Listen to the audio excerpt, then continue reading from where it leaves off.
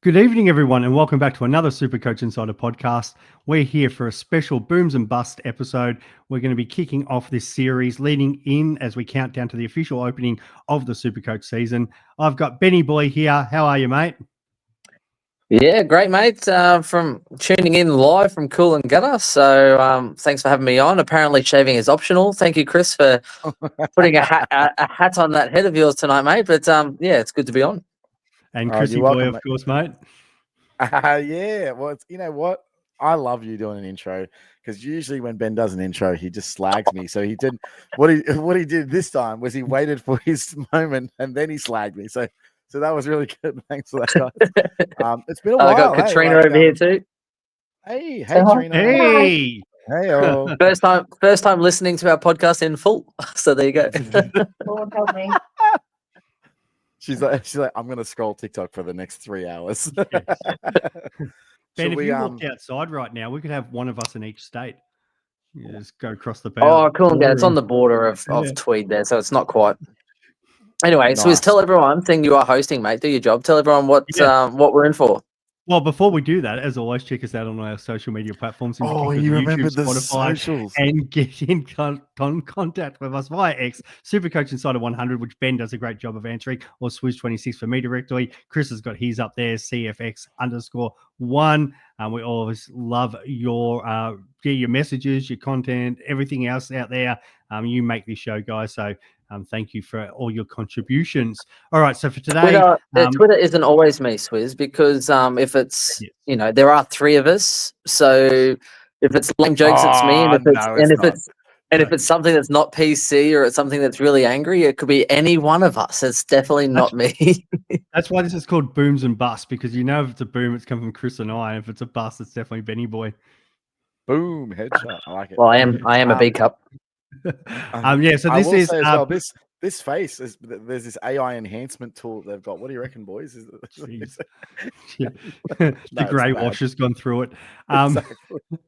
So the Booms are players that we think are going to have absolutely fantastic year. We might not obviously agree with this, or might be kind of the sort of unique player, but we do think they're going to be excel in 2025. The Bust is a popular player that everyone's probably talking about, but we just don't want a bar of. So I might just kick it off here.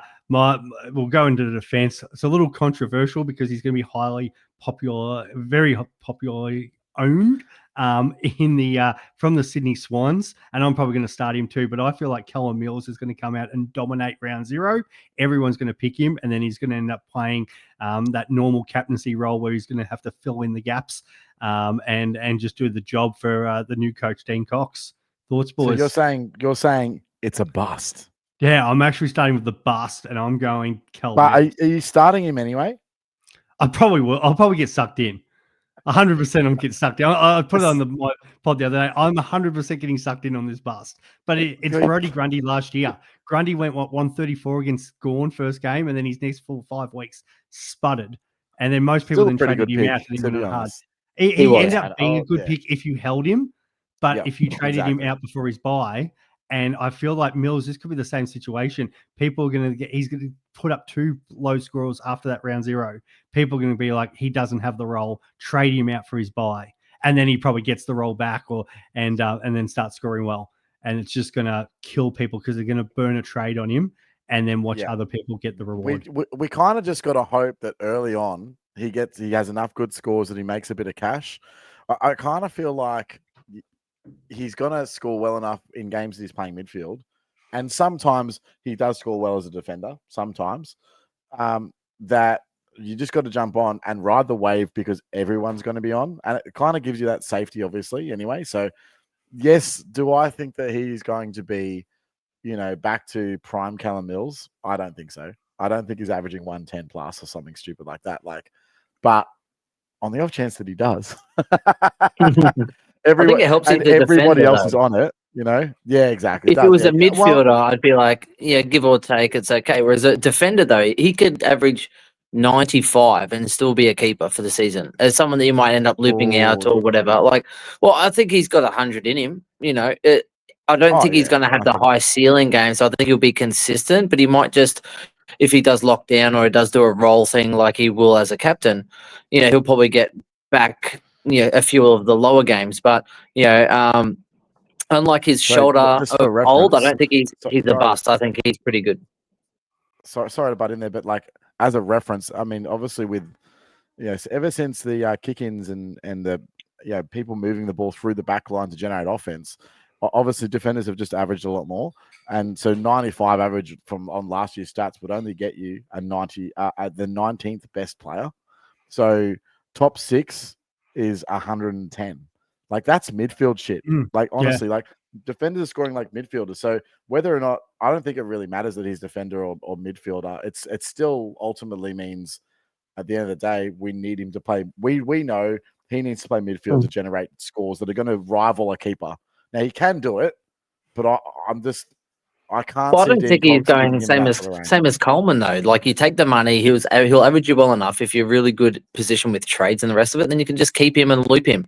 Like if he does get midfield time, he'll be a defender mid. You can then loop him through with the flex in a whole range of positions. Or if he's no good, then trade him at the buy. He'll make money, same as Coleman, and then you move him on. Anyway, I think Coleman at least has got what role he's playing. Where that's why I think he's more of a bust, because he can get that defensive wing role or have to play lockdown if need be. Like they only they've got Jordan there, but if Jordan is out of the side or you don't know exactly what happens, but Mills is the man who will play whatever role the coach needs to play, and it only takes he could go out 100. It only takes 1 week where he scores that 50. His cash gen is just ruined. Right. Well, this is the Sydney Swans podcast and a long Sydney Swans podcast. Yeah, apparently. I like it because that's one player, Swizz. Boom, I'm the bust. I'm just like bang. He's not. No, the bust is Roberts from Sydney. No, see, that's interesting because I think that's he's more the boom bust. than bust. Nah. Okay. So here's the thing. So he's what was he? 146K last year. Yes, he had a good game. Yes, he has a good role. The Lizard and some other people are there. Yes, that's well and truly good, right? So I can understand the upside. However, he hasn't been consistent enough.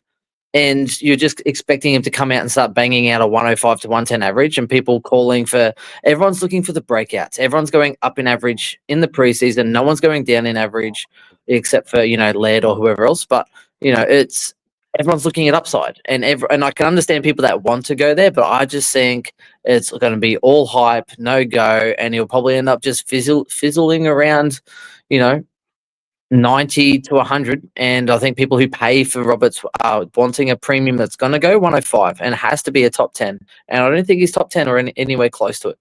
Chris? Yeah, well, I agree with that he's not going to be top 10, Chris. He could be. It's not far up. It's not out of the realms. Like he did have a injury-prone 5, a 36 to 27 last year.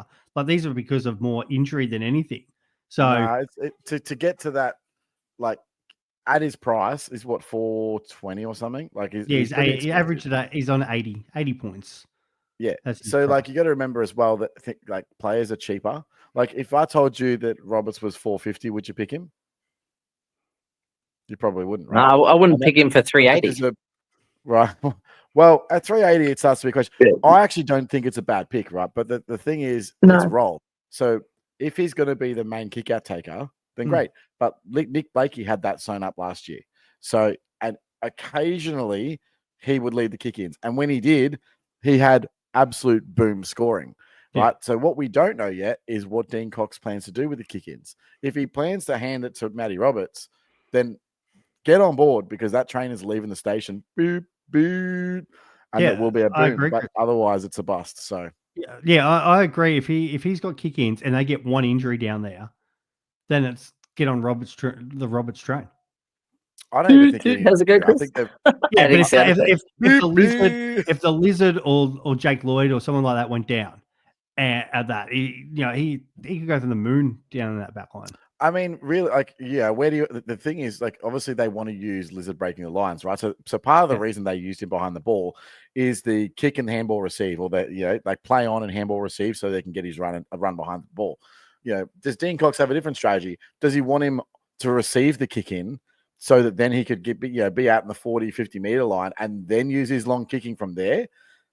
That's a different change of tact, but we've seen that before with different players. For example, Sicily, when he wasn't taking the kick-ins, permanently, but he would be the first option on every single kick-in. So he still scored and averaged amazing, because he would take the mark and then have the kick as opposed to it's actually get the better bonus that point way. for the kick out.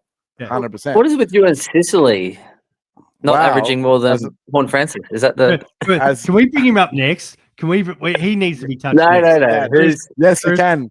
Yes. Who's okay, your boom? Who's It's the who's your boom, boom baby. Chris? Oh, yeah, we're going like that. We're going like that with Sick Dog this year. Oh, yeah, yeah.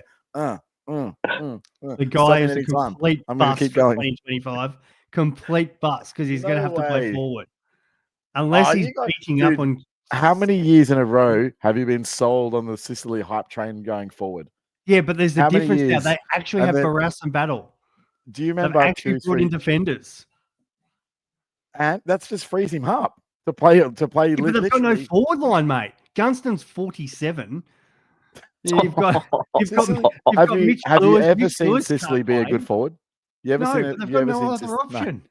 Mitch Lewis, mate. To be fair, Swizz, Gunston going to Brisbane just rejuvenated his career by at least 3 years.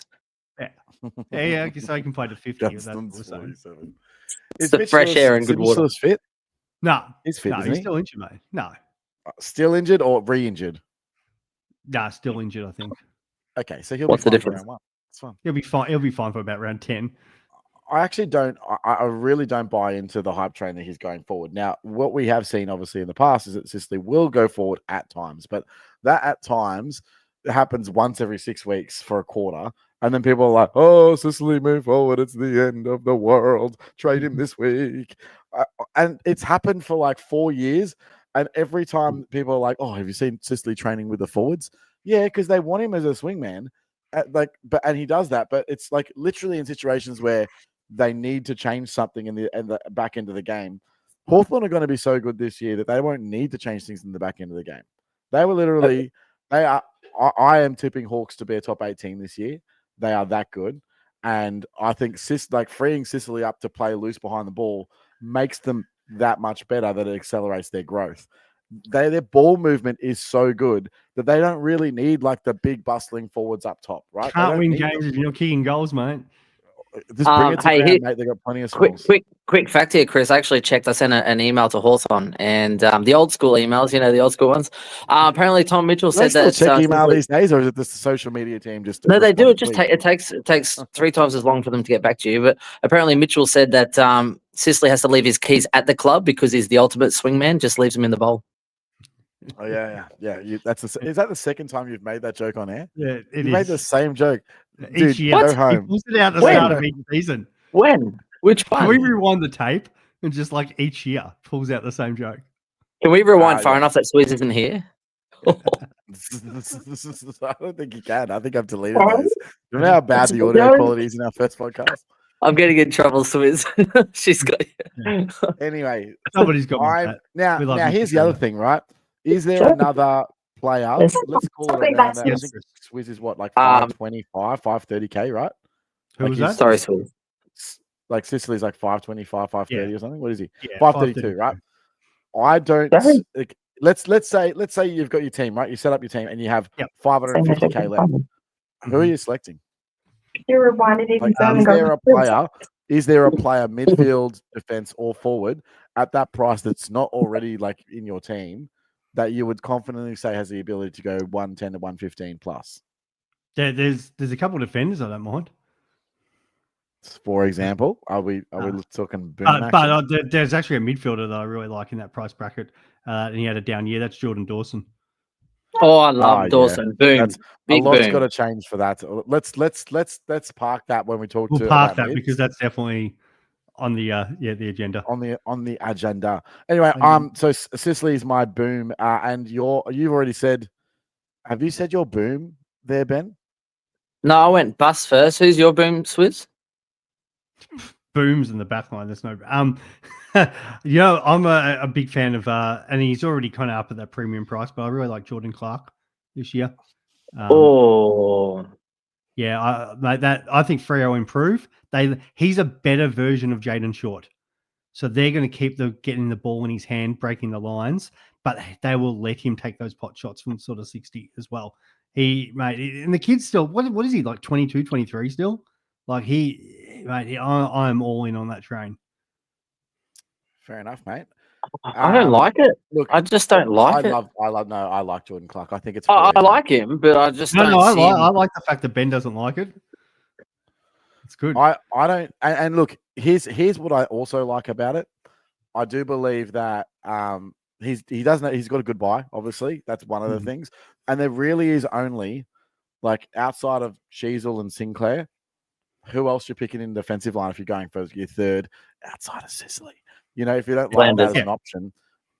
Yeah, well, Flanders, you're not picking because of the buy, right? Like the buy, and we don't know what the role is. Rioli and Noble comes in.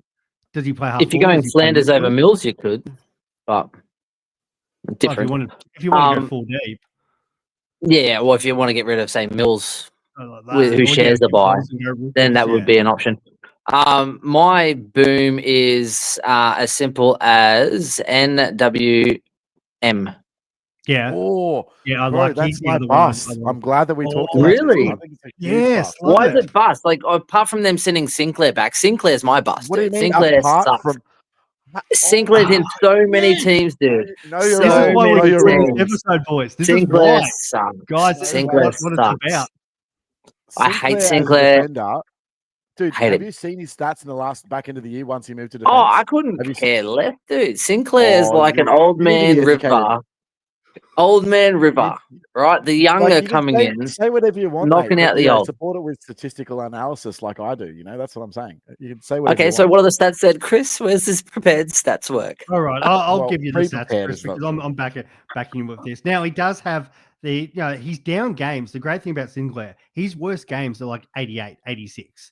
Like that's his. I've seen him go 50, but yeah. Excuse me. How are you? I mean, second half of the year, that's usually what he puts up. Like first half. How of the year, have you skipped my guy and gone straight to Sinclair? What about the facts? I'm going to get into yours in a second. But they obviously love the mature age guy. He puts up 140s for fun. Like he put up like 3 of them on the run home. His ceiling is just ridiculous. Outside of really Jack Steele, like I'm not really putting the McRae factor. And the way the Saints play, they do play off half back, which does bring Wanganeen Malira, but the slowness of a lot of Ross Lyon's game plans is, Sinclair gets the ball. It's kind of near that quarterback, and it's just that so he can set up the game from there. So they like him that first position. Then it might be off to him, Wanganeen Malira or whoever, but it always starts with him, and he finds the ball at will. So it's funny. Sinclair's my bust, right? Through? However, I would still pick Sinclair over Clark. Oh wow! Look, okay, so let's just go through in games. So we're taking applications for a new host. Yeah, in games where Sinclair did not have a CBA, right? They did not have a single CBA, right? 111, 86, 123, 135, 147, and 124. Oh, and then wait, there's more. There's one. I suppose you could count that. He had 9% for 89. Like the guy when he goes back behind the ball, he takes. He's a distributor, so he's the guy that they kick to move the ball out of there, and he's obviously a guy that can take a lot of kickouts. Right now, what we've seen in the big games for the Shai Bolton Malira is when he has the majority of kickouts. That's when he really scores quite well. Now that he's still going to get kickouts. But I think that the majority is now going to go all to Sinclair, and he will be that second in line. He'll also be the second in line in terms of distribution. And so they're not going to seek him out as much because ultimately they are a better team with Sinclair behind the ball. And I think everybody knows that. So if that happens, and we all expect that to happen, I think that Sinclair is a boom pick. He doesn't have the buy as well. And I do think that the Shai Bolton Malira, don't get me wrong, bust is probably a strong term.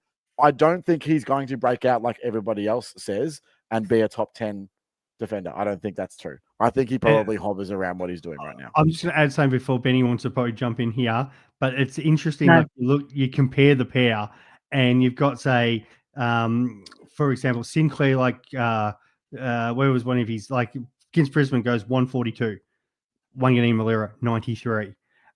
You get that's 100. That's almost bust worthy. Sinclair 140 against West Coast, Wanganeen Malira 81. But then it's the flip side. Like in Sinclair's down games, but his down games are only sort of that 88 mark. Then you've got Wanganeen Malira going like 111 or 118. So there's only a couple games late, like the Carlton game where they both went 100. But a lot of the time, if one goes well, the other one has that sort of 80-ish game. But the difference is Sinclair's good game is like the 130, where Wanganeen Malira is only around that 110, 115 mark. So that's why the average is way more boosted. He had what 1, 2, 3, 4, 5, 6 games over 130, with 4 of them. Is it 4 being 140 plus? Yeah, that's insane, bro. Like, get him. It's not sustainable. He's still only. I think he's 30, turning 31 this year. He's not super old. No, when you play defense, it's different. Your body's not getting beaten up. He's good. Yeah. I think there's a good pick, and he's a boom. And Wanganeen Malira, not gonna happen. Yes, great, awesome. There'll be some natural progression there, but like ultimately his role is going to be to diminish. And what we know about role is king, right? Exactly. We shall see. We'll move into the guts now, guys. Yep, move into the guts. Benny, do you want to kick us off, mate? Boom or bust? Peatling, bust. Oh, I'm so on that train. Yeah. I'm driving that train. Like Swizz is at the station, and I'm like, beep, beep. I thought I'd just kick it off. Look, I think he's going to do well. I think he'll make a little bit of money. I think he'll average, but I don't think he's going to hit the highs that some people are projecting. People are just like, oh, he's just going to go in there and take the big bulk, which I get the reason why he's probably there, but is it partly money or is it partly role that they sold him? I just don't think he's going to be all the highs that everyone's just thinking it's a no-brainer. I think there's actually a little bit more to consider. And sometimes it just, Peatling can fall flat. What pick did he go for? It was like in the 20s or something like that, was it? Or I'm not sure what pick he went for. Of me, but I'm sure I'll find it. Regardless, look, he scored like 98 as a midfielder average. So I did these stats because in advance I was looking into Peatling as a player, determining whether or not I wanted to start with him. And there's 2 schools of thought here, so I'll go through both of mine. But ultimately, I've landed on I'm not going to start with him, right?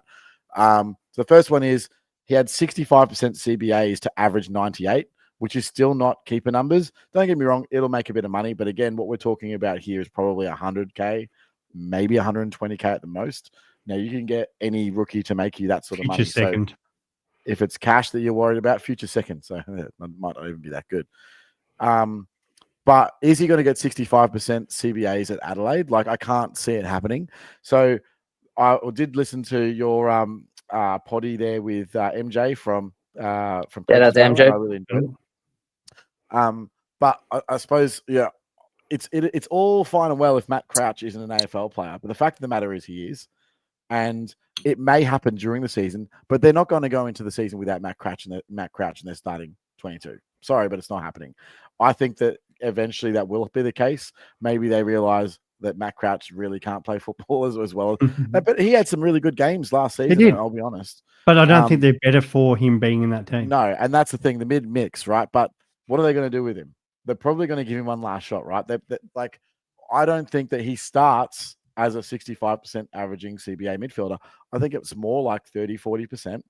And he can score all right there, but he's not averaging 98 from there, right? And so what we'll see is by round 3, if he goes well and he's averaging 90 plus or whatever, then I can look at going, okay, correction trade. I got that one wrong. Here's Luke Parker, and I'll turn him into Peatling or whatever it may be.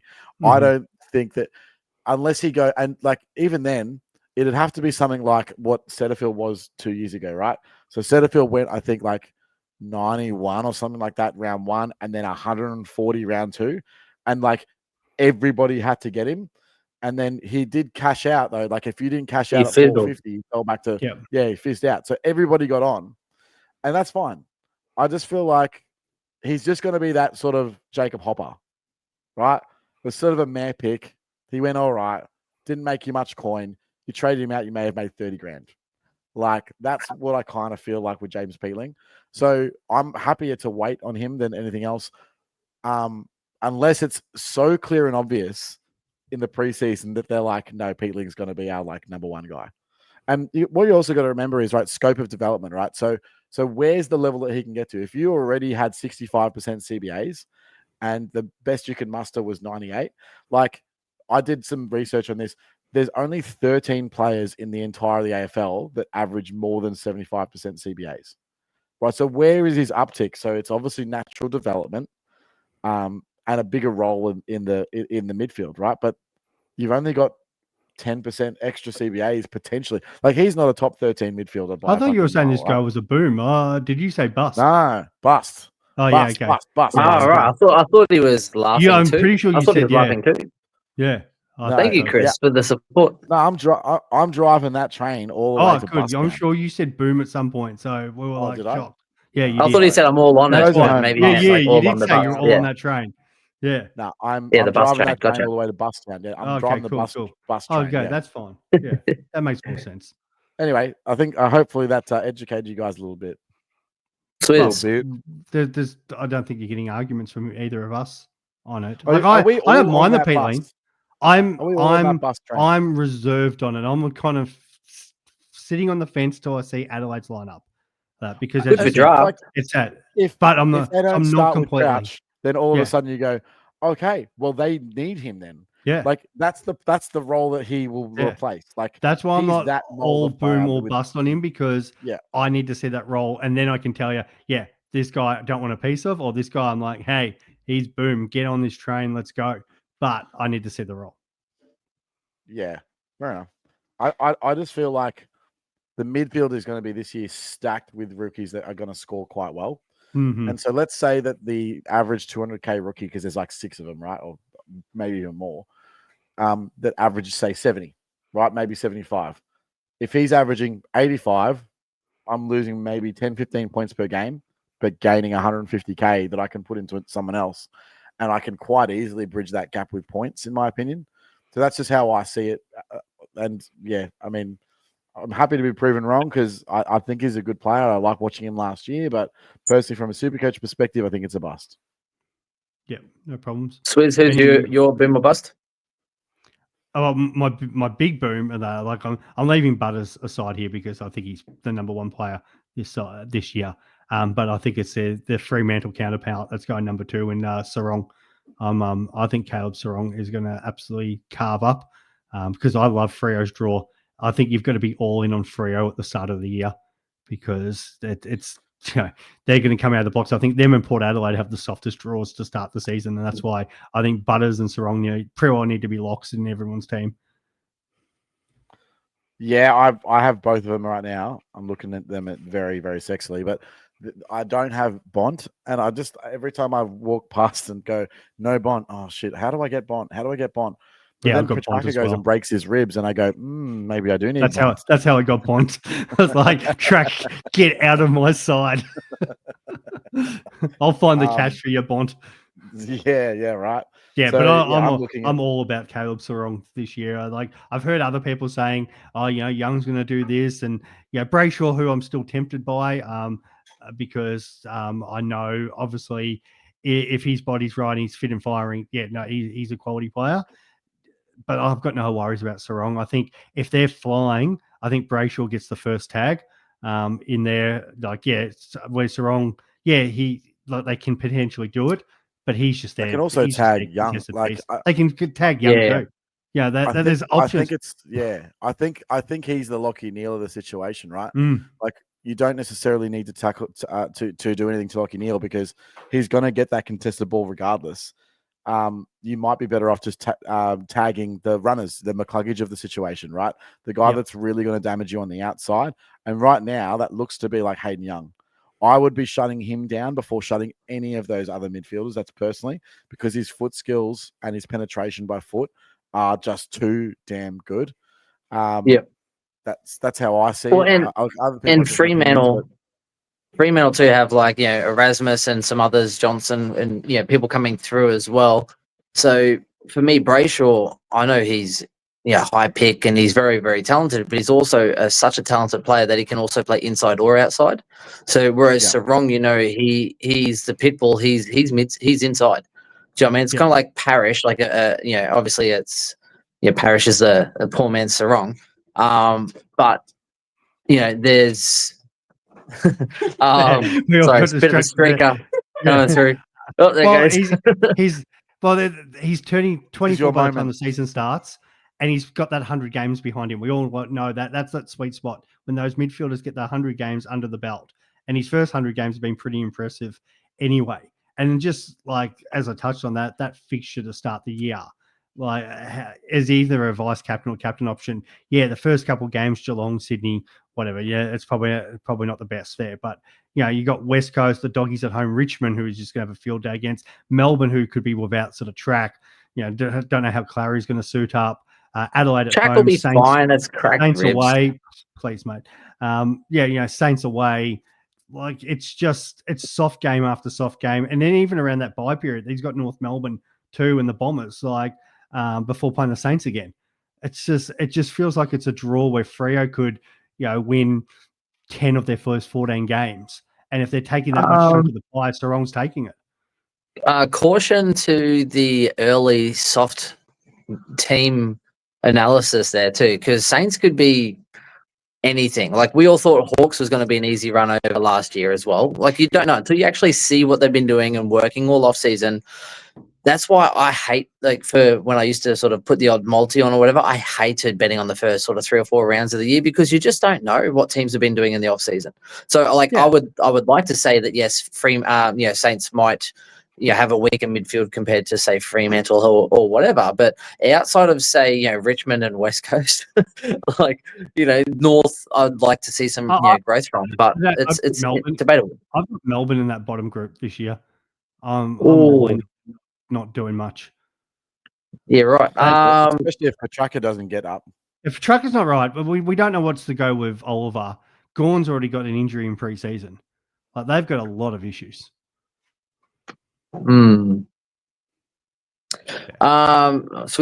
Chris is gone. Chris had enough. I'm here. Yeah. Oh, you're there. You're just a video, Chris, mate. Video. Oh, you're trying to hide your face. I would too. Who's your boom there, Chris? Or bust? Hold on, I'm trying to. Your browser has lost connection to your camera. Hold on one sec, guys. Yeah, okay. Well, you go, Benny boy. Oh, well, I'd like to speak about Darcy Parish if I can. Yeah, you can. I knew you would. The only reason I want to go to Essendon training is just go talk to miniguns because I was like, our boy is all about you this year. No, it's more based on potential. He's still a great age demographic as well. I think the best is still to come. If you can get over the injury issues, like what do you have, some calf issues and the rest of it. But if Merritt looks to be mixing his time between halfback and midfield or whatever they're doing, maybe it's it could be just if he gets tagged and they can throw him back there to kind of try and run around and protect him. I don't know. Or they might want to try and add some actual good speed and ball use because whatever they have been doing hasn't been working. So if they want to mix it up and you've got Sardis and some others coming through, and if they go, hey, we've got enough young mids, they can do the big bulk of the work and we'll play you 50-50 and put you at halfback and put you in the midfield, well then Parish is the only one that again can't play anything else. He's the Liberatore, he's the Sarong type, he's the the green type. They can't play anywhere else. So if Merritt does get outside a little bit more, then I don't see a world where Parish, if he stays fit, averages under 110. If he stays fit and if Merritt does change his role a little bit. They're 2 big ifs, but he's someone that I think could have a lot of value and upside that I'm not sure many people will jump on because he has hurt those who thought he was going to a next level last year. JP was one of them. He was kind of contemplating starting him as well last year, and it's I think there's a lot of room for growth there, and it wouldn't surprise me if he did go 110, 115 next year if he stays healthy. I'd join you on that if they could play Collingwood every week. Fair enough. His number. Have you seen those numbers when he plays the Pies, Chris? Dude, it's every just time. stupid. He lives the numbers. I think his disposals is his disposal average is 37 or something stupid. Just it's ridiculous. Yeah. Look, I don't know. Look, I think all of that could be true, and yet he's going to have 3 hamstrings during the season and a calf. So yeah, true. That's what I said. If he can say it. But we say that all the time. Like people didn't want to start Zorko, and there's a lot of injury issues, and every time, sometimes start with them. That's all I'm saying. And I don't like the Bombers at all this year. Yeah, no, I don't either. No, I But think they're actually. I I rarely think do. Rose has come in and gone. Yeah, I think Rose has gone. It's 2 steps back, 3 steps forward kind of situation. They need to change some stuff. I have a little hope. Even Joe came on our Essendon pod and was like, I don't. He goes, best case scenario, we sneak into the 8. Like, we're a bottom mid team this year. Which, when they're some of their diehard fans are like, you know what? If we can finish better than sort of 11th, 12th, it's a good year. It's Well, if that's the case, like, just tank. that's the thing. They should. They really should. They should be trying to pump games, but they won't. And this is the problem. They get this mid-table team where they just don't. They're not. Well, I don't see them competing for top 4. Sardis, for example, great player, can win the ball, but can't use it for shit. Right? They need elite midfield talent to really prop that up. Ben Hobbs came in. I thought he was really, really good, and then he's barely been in the team since. Like, for whatever reason. Like, well, there's a reason why he slid to 13, because all the other recruiters were like, not this guy. He doesn't have it, because he doesn't have that extra bow that they need at AFL level. And so they're missing something. You know what? They gained something last season. I will say Sam Durham was absolutely immense last year. Him and Caldwell in that midfield. Yeah. Huge tick. Yeah. But they can't be that. If that's going to be your midfield for the next 5 years, you're in trouble. Because there's not enough talent between them. That's the problem. Their best player that they need to clone is obviously Zach Merritt. And they've obviously gone, like Nick Martin finds the ball, but he butchers. How many did goals you hear Nick Martin's been training as an inside mid? He has been. Yeah. That's crazy. And that's why they're looking at Merritt at half back, because they need their best ball user, because we know how damaging half backs are gone, but they've got to take their best player out of there to do that, because they literally have no other decent kicks outside of sort of your Redmonds and Ridleys, but they're always getting injured. So they're like, well, who else do we have? So they're like, well, it might have to be the skipper just to straighten us up, because Nick Martin's going to get 30 times, but he's going to cough up 5 goals. Yeah, fair call. All right, let's move on, because Essendon is shit. Chris, what about you there, mate? All right, so I'm going to go with just a boom. I do rate Cuming, and so I find it interesting when people say, "Oh, he's going to play more wing." Like, again, another guy that was, you could use the same analogy, and this is where sort of I felt the failing of the justification on the podcast there. It's like the justification of Peatling, coming across is that there was heaps of guys out there that were looking to him and blah, blah. And he went with them because they offered him the best deal, right? Which is, we're going to play your midfield. And I think that they did say that. I think that they said, though, the plan is you will be a permanent mainstay midfielder once Matt Crouch retires, which obviously hasn't happened yet, right? So I think that they've guaranteed him midfield time, but not for this year. This year is going to be a year of developing him to the role. Same thing can be said with Isaac Cuming, right? So why did he choose Adelaide, right? At the end of the day, what everybody knows about Isaac Cuming is he's lethal by foot. He's obviously a good defender as well. And he's shown at a good club that went fairly deep in finals, but he can average well as that defender, right? So, one thing they lack really is ball use out of the backline. So it's why they've experimented with sending, Rory Laird back there and things like that. They've put Jordan Dawson back there at times to sort of shore up that backline. They really lack ball movement. It is their number one thing that Adelaide have sucked at for the last 2 years, right? When they were awesome, when that forward line was functioning, was based on the back of their ball movement, which was swift and fast and quick. And I think that that's why they've gone with someone like a Cuming, because the ball movement side of things has been shithouse. They can't rely on Miller for any games at all. Like, why even have him in any list of possible 22s when he's not going to be playing round 1? We know that because he never has. And so this is the guy. This is the guy that they're looking to shore that up. They don't have a guy that Mitch Hinge has been fantastic for them, right? He's been their go-to guy for ball movement, and that's not really his strength. But I think that really, ultimately, I think that he will get DPP. Will he be a top 10 guy? No, but he's at a price where he can make you, or probably close to 200K, and average you close to 100 all throughout the season, and be close enough that he's not a problem unless he gets injured, which is the one caveat I will say, because obviously he's had quite a few soft tissue. But he did average over 90 a couple of seasons ago for GWS as well. Yeah. So like he's shown the caliber, he's shown the ceiling, and we do know that role is quite advantageous as well. So I think it is a lot there sort of coming. Quickly, we'll just go with the a lot there sort of coming. Or coming. Quickly. Clayton Oliver, are you guys a simple yes or no based on between now and the preseason? If he ticks the boxes, are you a yes or a no? I think it has to be a yes if he ticks the boxes. Because you can always adjust. Mm. You can always go down to someone that you've missed. If it's an Ashcroft after his bye, then you can even do that part. Yeah, there are options. That's why I've said it's Clary or Ashcroft. Yeah, I'd feel a lot better if Track was playing, because if there's no Track, then all of the attention goes to Clary. Mm-hmm. Right. Whereas if Track is in there, the one thing you have to do to win a game against Melbourne is to lock down Track. If he doesn't impact the game, 9 times out of 10 you'll win. Clary can get his own ball, yes, but if recently he's shown that he's off the pace. He's not Clary of 2 years, so he needs to work back into the Clary of old. Look, part of Clary's issue last year was also the way that Melbourne moved the football, the way that they were trying different things in their offense. They went away from being we are a contested ball team. We are a stoppage team, and we're going to push for as many stoppages as possible because we've got 2 of the best stoppage players in the competition and the best ruckman in the competition. They went away from that because they felt that style of play didn't win grand finals. So they're like, okay, well, we need to be a ball movement team. And then they realize they have some of the we worst don't win games in the league, right? So they're like, okay, cool. And then they tried to play Coyle. So they put Trent Rivers, who's a great ball movement guy, right?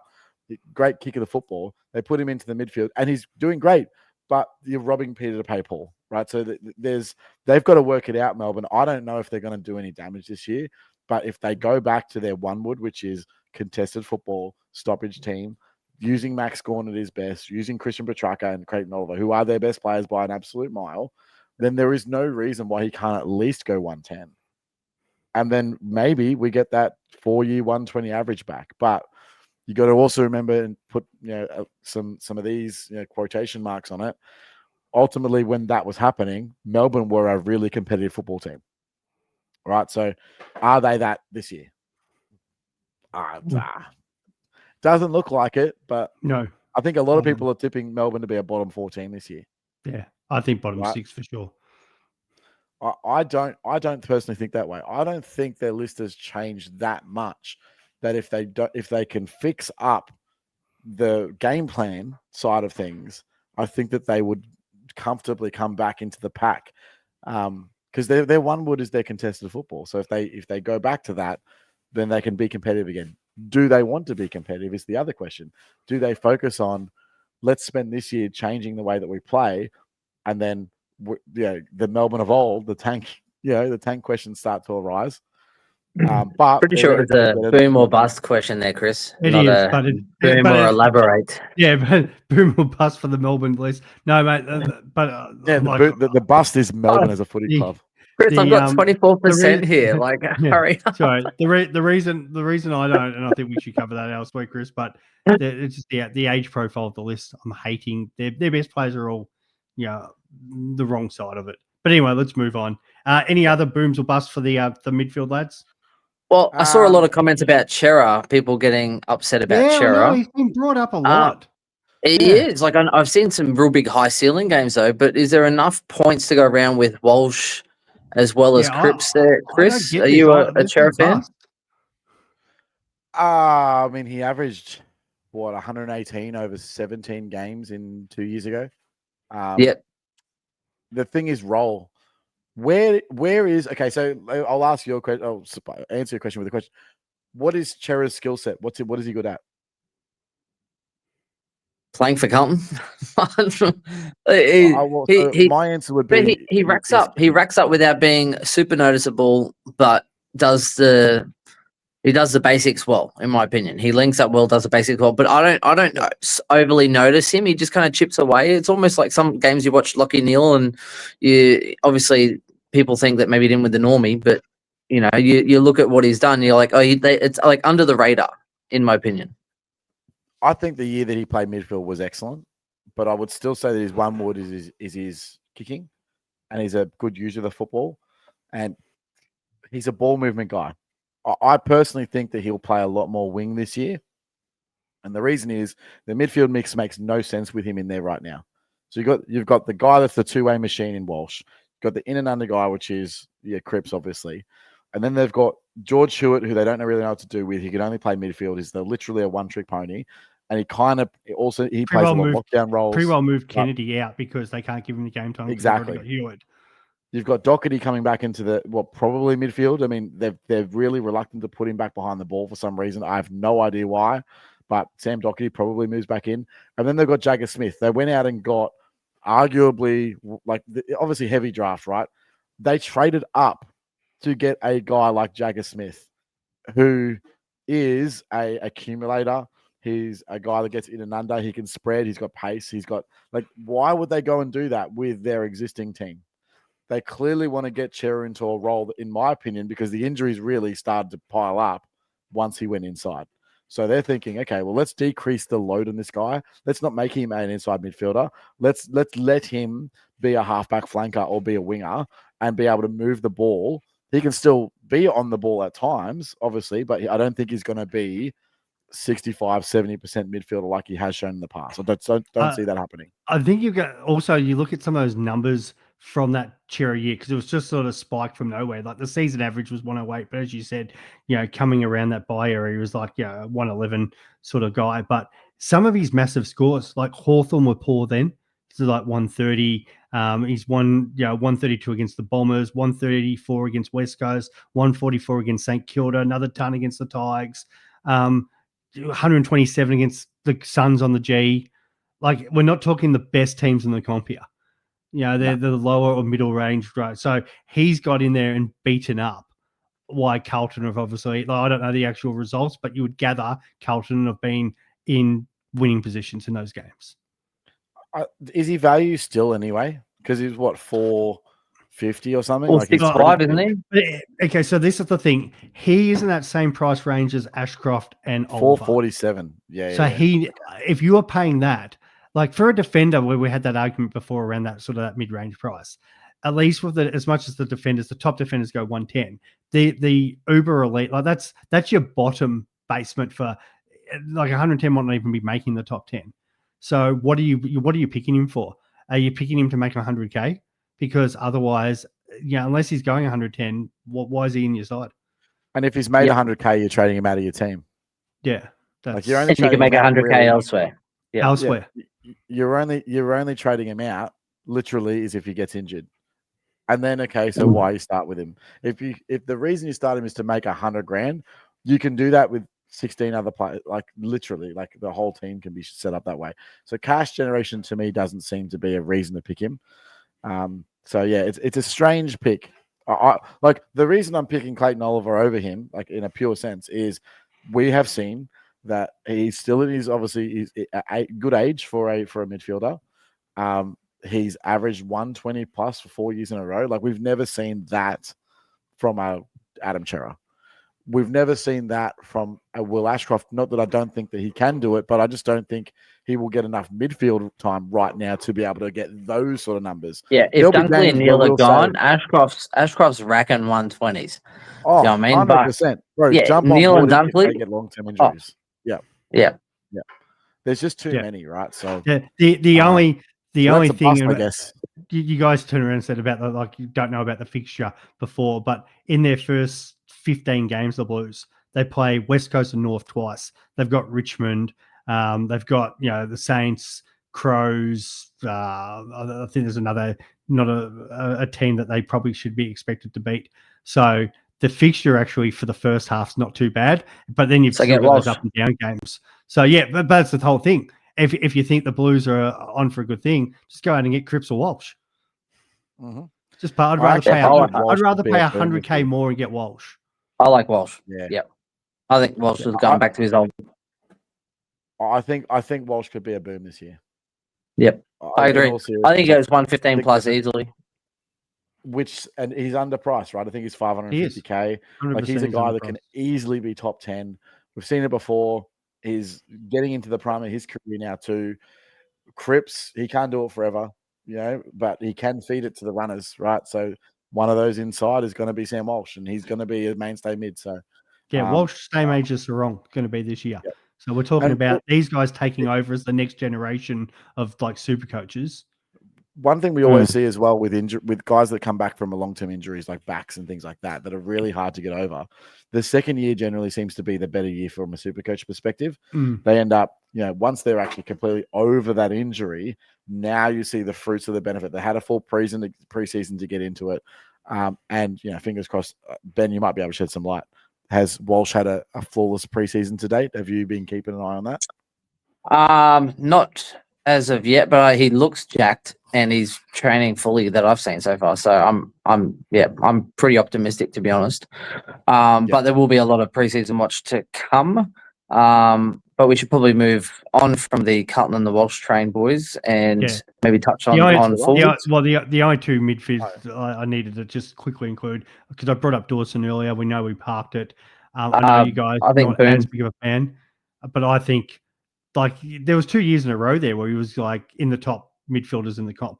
He was going 110 and what was it, 2020, 116 average. And the thing that cost him last year was disposal. MJ is pretty confident that was because of the injury that he was carrying, and because he was captain, he was still coming out each week and trying to do the best he could. Looks like apparently he's over that injury. So if he gets through pre-season and he's fresh and firing, that the belief is that'll clean up some of his disposal because it was a leg or a foot issue that he was carrying last year. And if Laird's out, I think Dawson Laird's going to the half-back line. That's what I mean. So he's the main. He's the main deal. I think he could go 115. To be honest, so I think he's done it before. I've got a lot of props on him. Chris, be my button for Dawson. Dawson, bus. It's because he burnt you. No, I didn't start with him last year. I don't even think I brought him in. It was great not owning Jordan Dawson last year because what I saw from Jordan last year is the same thing that I saw from Callum Mills. Right? He does the exact same thing.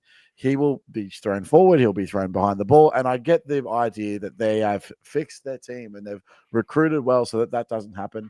The thing is, on game day, what is going to happen? On game day, one person goes down. Who do they move? Who's the first magnet they move? Be honest. It's Jordan Dawson. Yeah, so I now think that's Peatling. So like a forward goes down and they move Peatling forward? Yeah, I think Peatling can play like he's the guy that now the spare parts guy. I've never seen that from Peatling, but maybe that's a thing. If the half-back flanker goes down, if a centre half-back goes down, like if a winger goes down, like he is a... It usually is, I get it, but I think they're trying to recruit now, so Dawson doesn't have to do that because they want him but in what the I'm guts. saying is, yes. I normally would agree. I get where you're coming from. Yeah. But I think they're trying to come up with other ways of other people to do that now. Yeah, and look, that might be the case. I just think we've seen him have one really, really big game. Hey, I think he almost hit 200 one game. Was that last year or the year before? I think the year before. Like he's even last year, he's high games. Like he was still putting out games of over 150 with an average of 100 because obviously, but he still had the massive games. Because he's the perfect one. If you've got the VC on him, geez, he can absolutely kill your opposition. Because he's got as high a ceiling of anybody in the competition. Yeah. And again, like I think I fall back to, is Matt Crouch gone? No, he's not. And until that is the case, he's bust. Bust until 17%. Yeah, okay. Yeah. And the only other quickly midfield, LDU. Quick answer. Boom. Yeah, it could be boom. Yep. Yeah. Contract year. Contract year, yeah. And high ceiling. If he gets his body right again, he's someone that could just go huge. Yeah. Something I looked into because I looked into him and I actually really like him as a starting pick. Except I can't fit him in with my structure. Is that I thought that they had somewhat reduced his amount of midfield time because we've got all these other guys running through there, right? They're still using him as an 80% midfielder, right? He started slow and worked his way into the season. His scoring just continued to get better and better and better and better. For him, it's a confidence thing. It's a North any good thing. And it's, does he feel like playing that day? So sometimes he just comes out and he looks half speed. And then other days he looks like an absolute Rolls Royce. That guy's going places this year. I actually really like him as a top 10 option. Especially because the offers are coming. Like St Kilda and Essendon are going to offer stupid money to get him. And I still think he probably stays. But we know guys out of contract, they always play their career year. Imagine you guys, you're on a 1-year contract or whatever. What's the incentive? You are doing everything possible to, put the extra dollars on your salary for the following year. What's your future? And he's going to be doing, that's right.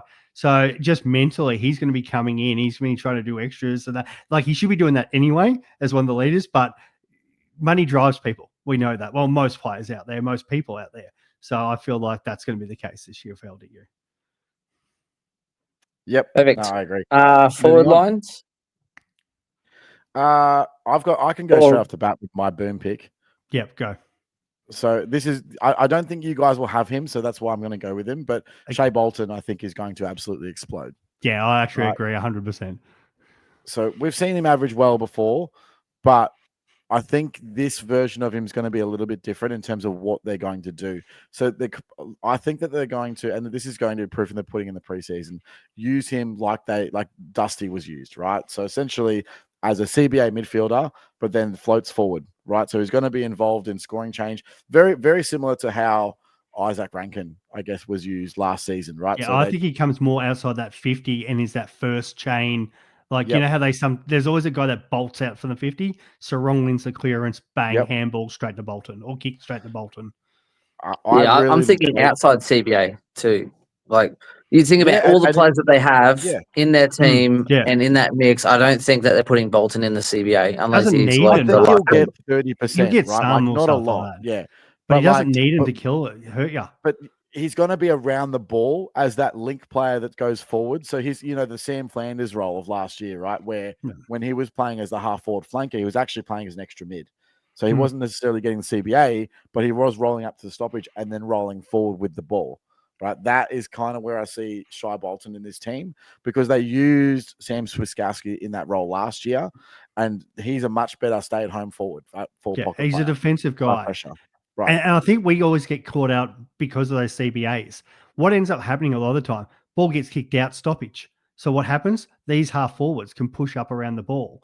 And the thing that Freo have compared to any other team, they've got the best second ruck sitting in the forward line in Jackson. So Jackson's just going to sit there. Bolton's inside 50.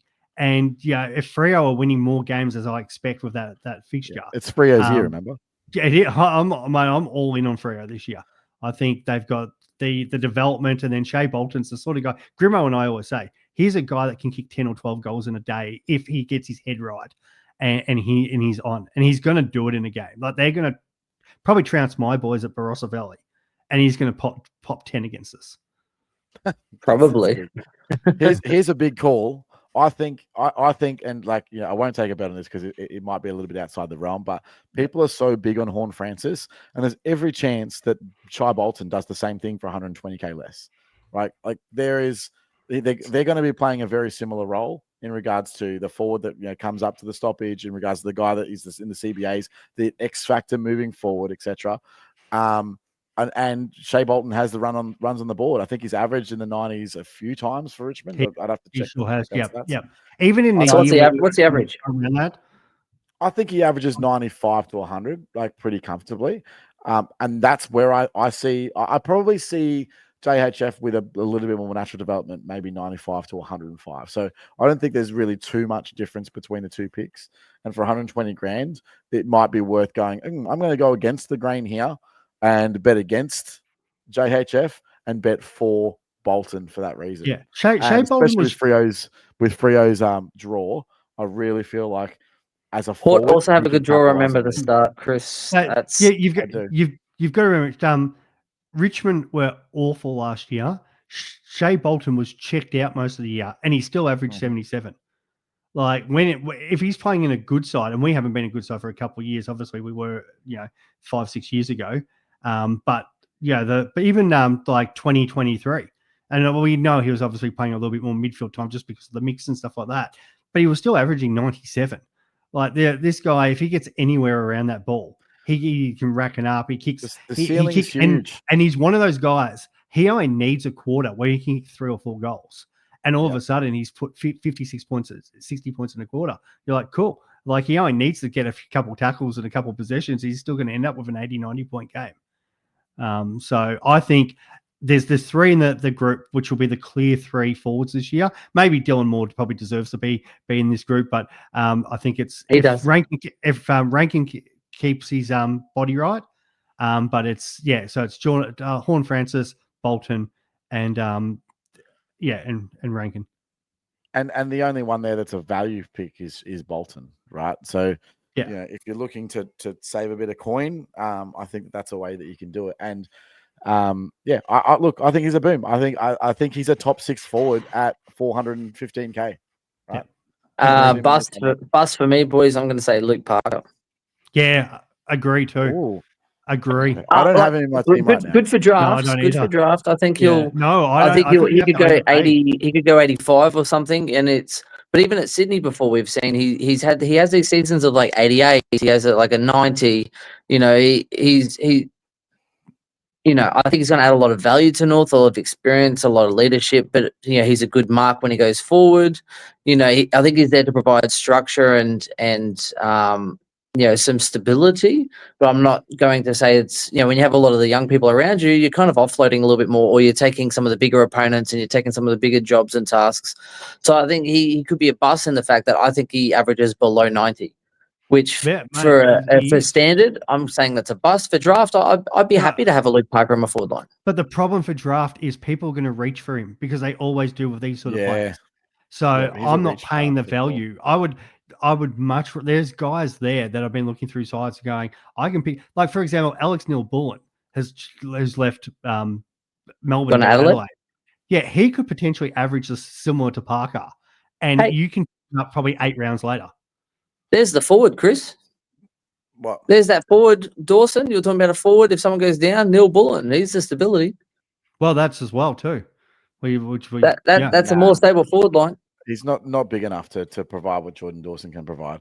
But I will say that, so I don't hate Luke Parker pick. I don't love it either. And there's the things going forward is he's only a forward. So top 6 forwards last year, literally Brent Daniels averaged 90 as a top 6. 7th was Harry Mackay at 86.7. So he doesn't really need to do that much to be a keeper. So that's the one reason why I would say it could still work. It's like that most years though, until people change roles and you get your DPPs, there would have been a lot more forwards averaging better, but obviously they're now mids only. And then we see the same cycle again. There'll be forwards that will be listed as a forward or a mid that'll go to a forward. And by the end of the season though, it will change. And then once the new positions are listed and once Supercoach opens, you're going to go, oh my gosh, a 90 is good enough. But realistically, during the whole season, it's not good enough.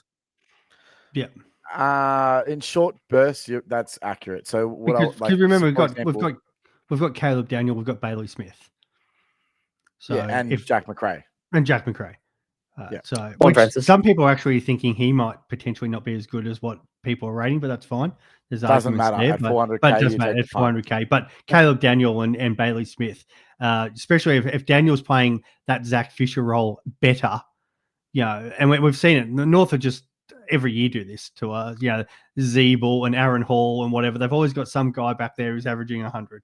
Who's mature. How do you feel, Chris, when Fisher's probably not going to average anywhere near Wardlaw for the next 2 years because they've just got a better guy to come and do that role? What's going to happen, right? Yeah. Zach Fisher's never playing another game for his career, right? That's what's going to happen. And George Wardlaw's got 3 years to lower his average, so we're good. It's the highest average, Chris. It's not accumulative. It's the highest average for the season, which means you're already losing. Average. No, so you're already all losing. he has to do is average less and bring that average down over the next 3 years. No. It's the highest season average. It's another. He's already winning. You need Fisher to average more than him. No, it was a 4-year average over the 4 years. No. It was the highest averaging season. Otherwise, why would I take Wardlaw? I had upside in Wardlaw. You need to go back and check the tapes, bro. I'll check the tape. It is. Check the tapes. Why would I do a cumulative? Why would I do? It was about potential. It was about potential. Anyway, speaking about potential, Oh, here we go. no, Filippo. Oh yeah, okay. That's one we need. He's someone we need to go. Bust. Swizz. Oh, I think it's on the boom. I'm on the boom train, but I'm wondering whether it's too soon to boom. McRae's the only thing that worries me there, but I think maybe he's not of age yet. You know, like maybe it's. I just think they've got to go with these guys. Like that's their future. They need Steele can't carry this team forever. And they need that injection of younger youth through it, and he is that. So I actually thought, when you're watching Phil, I've been a big Philippou fan, by the way. So I'll preface that by saying, and then the tennis player who scored well in the Philippou. When I watched him in those last couple of games, I was like, oh man, he's so awesome. I love him. You know, he's going to be great. Blah blah. And then I went and looked at the stats afterwards, and I was like, actually, it's not that great. Like, are we really fawning over a guy that's 313K, which remember is closer to 330, 340K, right? So, yeah, just to stop confusing people, that in his last 4 games went 80, 85, 101, and 112. Like, they're not exactly numbers that blow you away. And in those games, in the last game of the season, he had 0 CBAs. And there were 3 games that he did, and he went 57%, 68%, and then 63%. They've brought in another midfielder to shore up their midfield, which is going to take up. And he would have, again, what's the only reason he went to St Kilda? To play midfield, right? Because he wasn't getting that at Western Bulldogs. Otherwise, why would he change clubs? Right? So he's got a couple of years left. He wants to play midfield. They're going to put him in the midfield. I just don't see their midfield mix, including Philippou at the required level that he's going to be able to do what we asked. I mean, there are also games during the season where he had 48% CBAs and scored 18.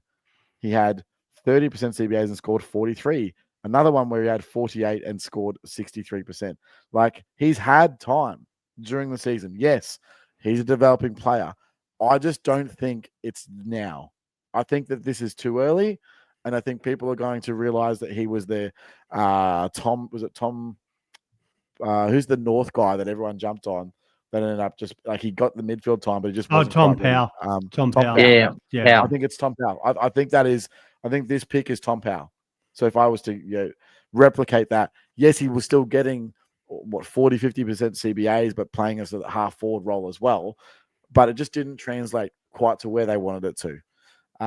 That's where I see it at the moment. I think it's a complete bust. And I am encouraging as many people as possible to jump on board.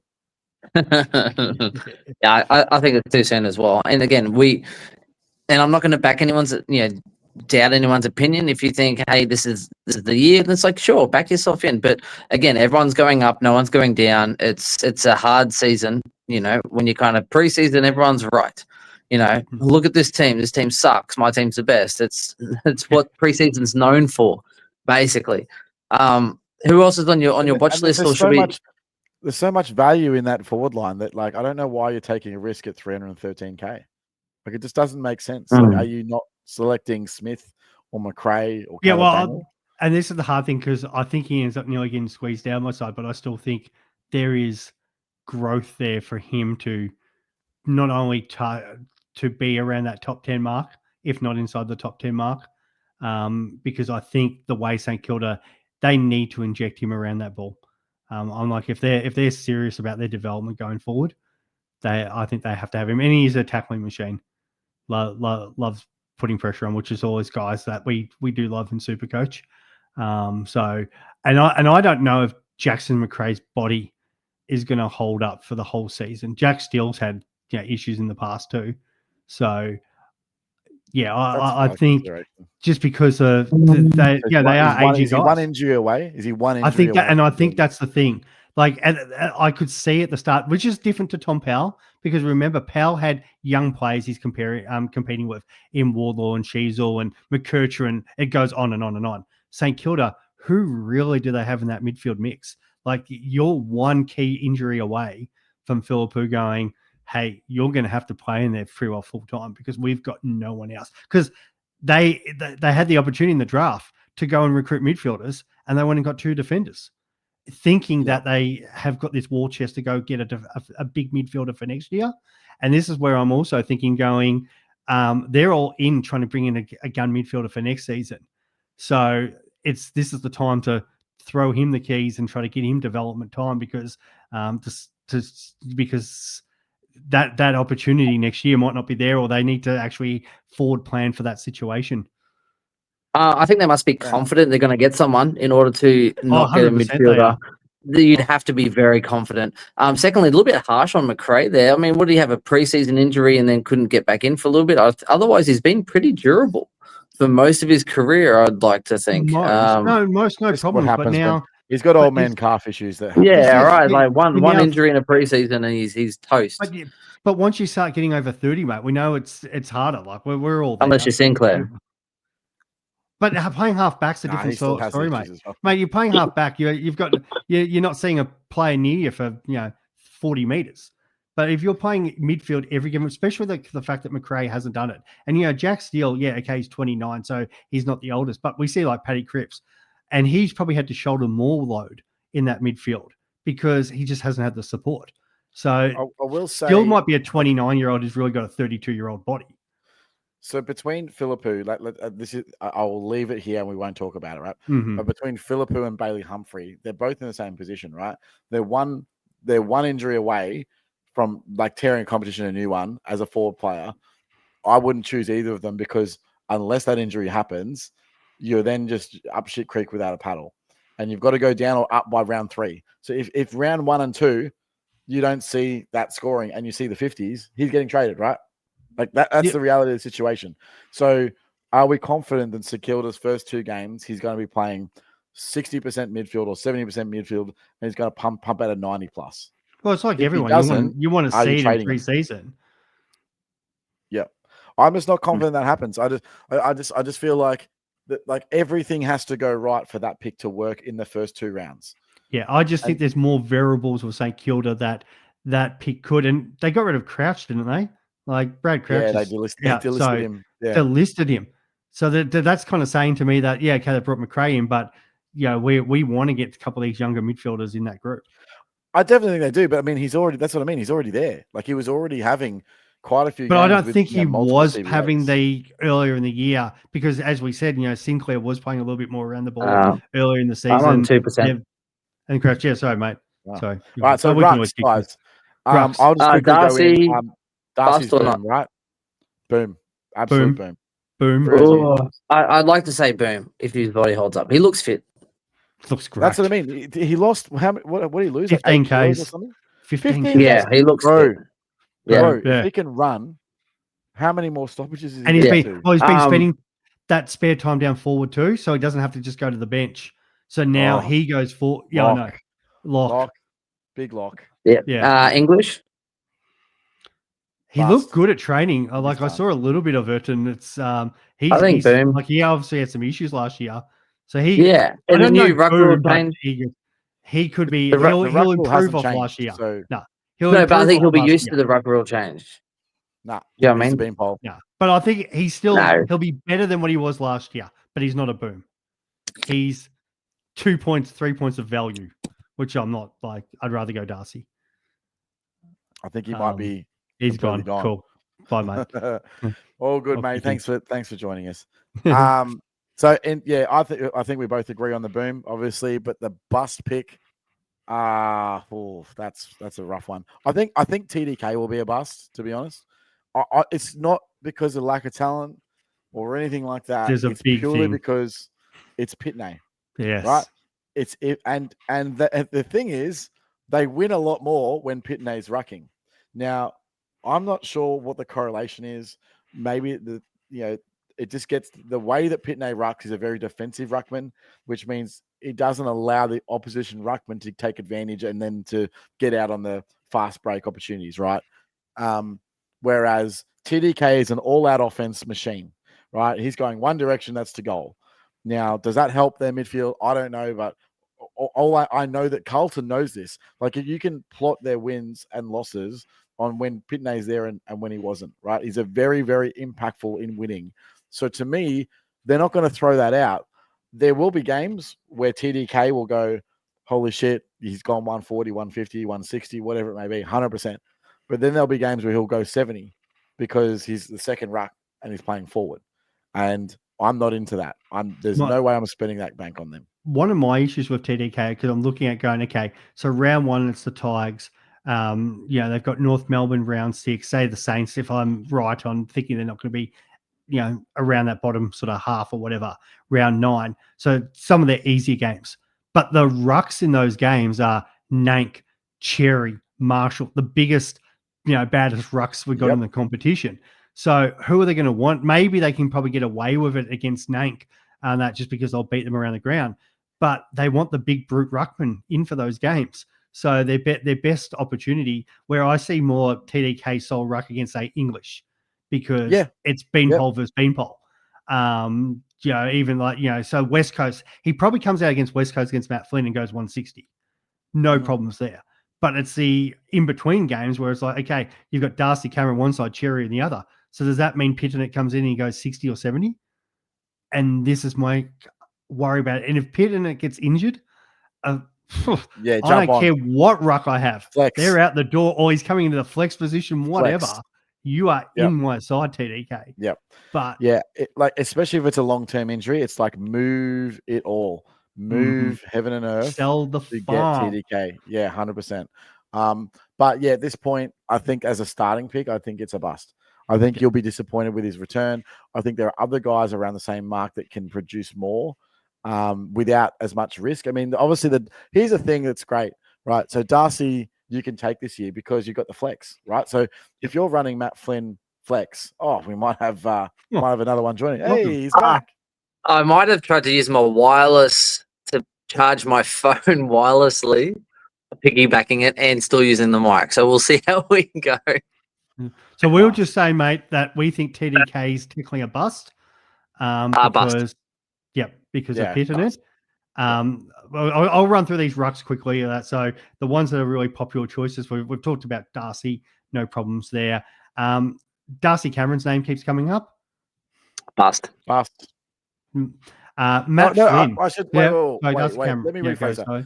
He's not going to get much better than what he's already is. He's not the guy that's going 120, right? So I think that's the same as like English. He might have 1 or 2 3 points in him, maybe 5, but it's not like, okay, what you're paying for pre-roll, what you're getting. Yeah, like these guys is cap, right? These guys are great for draft options because I think the rucks, because everyone's going to go for the boom rucks, and you can probably pick these guys up, especially in your smaller league. Bloody hell, Ben. Don't know what's going on there with yours, mate. Oh, what's happening? Yeah, you've got something's happening with your reverb. Yeah, my ears are all our ears. Thanks, mate. Yeah. Matt Flynn, he is obviously the real popular one. Do we actually even think he gets the number 1 role at West Coast? And what are your thoughts on him? Yeah, I do, and I don't think it really matters. 260K, you just take it, right? Like, it's not much to think about. It's pretty easy, and again, I don't. Okay, so I should probably rephrase this. If you're running Matt Flynn as your flex position, which is what I think most people are doing, then it's great. It's fun. You can rotate out. You can do whatever you want. There's a lot of flexibility. If you're running him at R2, then it does limit you because you've got to ensure that he's going to be that guy. Who else do they have that they've come in that is going to take that number 1 role? Bailey Williams is a terrible ruckman. He's not going to be that guy. So who else is it? Did they draft anyone that I'm unaware of that they might go straight into round 1? I don't think so. They cannot keep the reason why they got Matt Flynn in the first place 2 years ago was because Bailey Williams was getting absolutely monstered every single week, and you cannot have a ruck line that is reliant on that performance, right? Matt Flynn was a proven ruckman, obviously proven commodity out of GWS.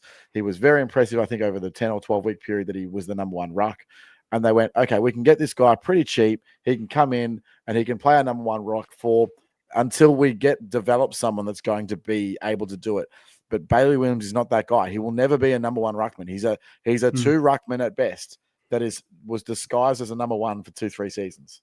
Yeah, for sure. Marshall. Bust. Huge bust. And yes. Part of its price, obviously, is very expensive. But obviously, they've gone out and recruited ruckman specifically because they want Marshall to play more forward time. And he's been training as a forward.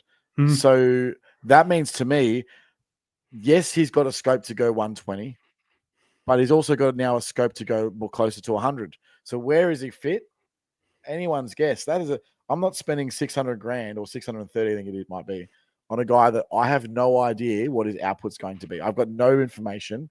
I really don't know what they're going to do during the season. And all the feedback from the club says we want to rest Marshall more in the ruck because he's just burning out too much energy. We know he's a good forward, a good marker of the football. So we want to spend more time forward. That's the messaging from the club for the last 3 months. So yeah, to me, huge bust. But at the same time, Marshall, potentially huge boom. Yeah. If he gets forward status.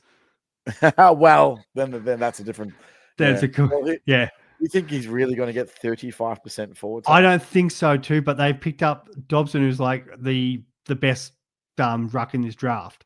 And the other young fella that they've picked up, who I believe was one of the better rucks in the Sandfall as well. That's he won the Magori medal or something. Yeah. So that's how many games throughout the year. I feel like the young fellas, do they start earlier in the season and they want Marshall because they'll tire out. And Marshall, so is there a potential that Marshall spends enough time in that forward line where it's like, and he's the second or third banana. And if he does, though, he could be a round 6 or round 7, after those. Yeah. You don't have to start with him at 6 to gain that advantage. You just keep an eye on it. And if he becomes a DPP player, then obviously huge target. But you don't have to start with it. Yeah, so huge boom. But if he was to get dual position, then we completely reverse our view on that. And the last one, which is everybody's lock for R1, Tristan Cherry. Well, I don't think he's going to be a boom, but does he have more in him? Maybe. I don't think he's got more in him. I talked to a couple of people about this, and not to spoil it, but in one of our boom and bust episodes, somebody might have had him as the bust, but not in the fact that you still wouldn't pick him, just the fact that he could be 10 or 15 points under his price from last year, just because, they've got to develop in midfield. Like, they're going to continue to take more points off. They got Wardlaw, Parker, who are going to take more tackles. It's not out of the question where he goes from 120 to 110, but still be the number one ruck.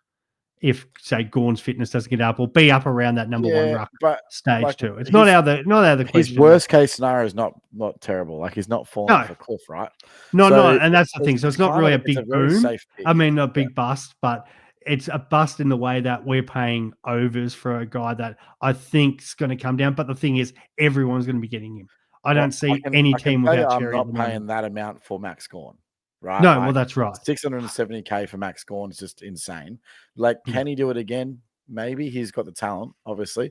But how old is Max Gawn now? 33, I think. Yeah, and it might be. Are Melbourne the worst version of themselves over the last 100%? 100% they are. So there's no, like, I don't see a world where he's averaging more, which means that he's probably averaging less. What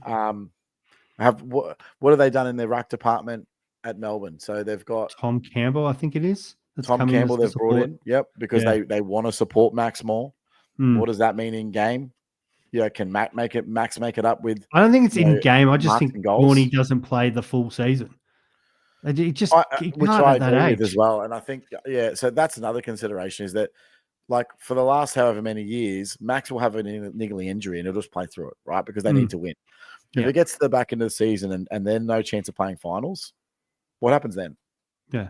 Whereas Cherry, they could lose every game this year and they're still playing him as the number one ruck. Yeah, exactly. Like, Exactly. so it's a very safe pick. I just think that there is question marks, and I hate paying, especially top like high end for a guy that I don't have 100% confidence in. And I don't have that question with, say, Bont, right? I'm pretty confident that Bont will either go at or slightly below or even exceed his current average. He's still in his prime of his career. I think the Dogs did get better as well in the off season. I think that there's some things that could go right to the point where Bont wins a Brownlow, but like he wants, right? So, yeah, there's still a chance for him to go really well. Yeah, and that's what I was saying in draft. Like, you don't even reach, like, last year the hype player was Brodie Grundy. He's probably going to be better this year because, yeah, he's had that extra year working with the Swan system.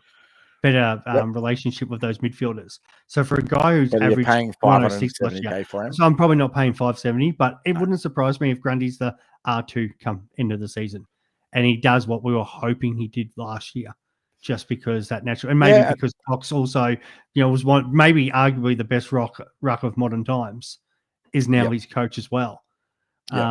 So that wouldn't surprise me at all. We sit here because like Nankervis was pretty well, like, was he at the end of the year R3 or R4? Like, fourth, 110 average she got. So it wouldn't surprise me if Grundy went 110, 112, and I think it could be 115, but 100%. I think the thing is they have the buy, right? So that hurts. Just hurts.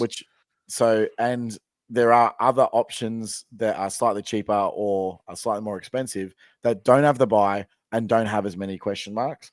I just think that if he does go that well, if he could be a guy that you get into flex later in the season, if he's got a really good run coming up, he could also be a guy that if you get injury to Darcy, because I think with the Darcy pick, for example, I kind of expect him to get injured at some point.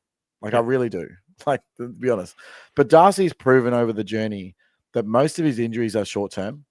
And with the flex position, you can kind of cover it. So you'd be like, oh, yeah, well, Darcy's injured for 2 weeks. All right, well, that's not the end of the world. If he's averaging a 125, I don't really give a shit. Right? Like, I'm not going to trade him out to trade him back in. We've seen huge upside with Darcy, and I think that this might be the year. So I'm just going to jump on that train and ride it home. Yeah. So there, guys, this was a very long episode of the Booms and Busts. We were only 3 opinions. So what you'll see as we come through the off season, I'm doing short little 3 to 5 minute interviews with a lot of the other people in the community, and you'll just get a boom and bust from them. Just to sort of compare, because as much as we think we have the answers, it's good to get that range of different opinions. And there's the ones I've already recorded so far. There are some good booms and busts. So thanks for joining in. Thanks, Chris. This has been a lot of fun. Yeah, it's good to get back behind the mic again, buddy.